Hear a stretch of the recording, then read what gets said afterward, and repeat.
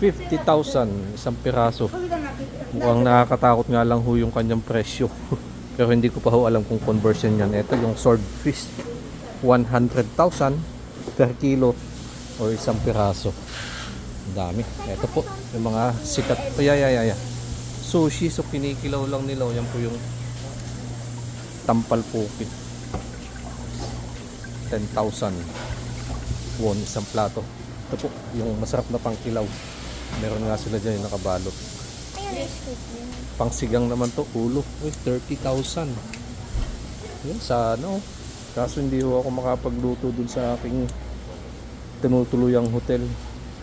Pwede naman siya ipaluto dito.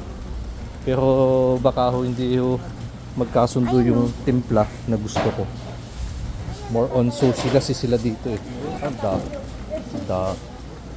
dami. Pasok pa tayo dito sa loob. Ito yung kanilang palengke. May mga baboy din. Meat. So halo-halo na. Sikat yung sushi nila dito, yan, 10,000. I could see the other side a while ago. Pati si ate ka na yun, no? Manghang-mangha sa mga nakikita niya. Pork area naman. So dito ho, meron din sila yung pinunag. Natikman ko na nga yung nakaraan, yung blood sausage. Nakaraang araw. Yung sikat sa Baguio. Dito ho, meron din. Ito na.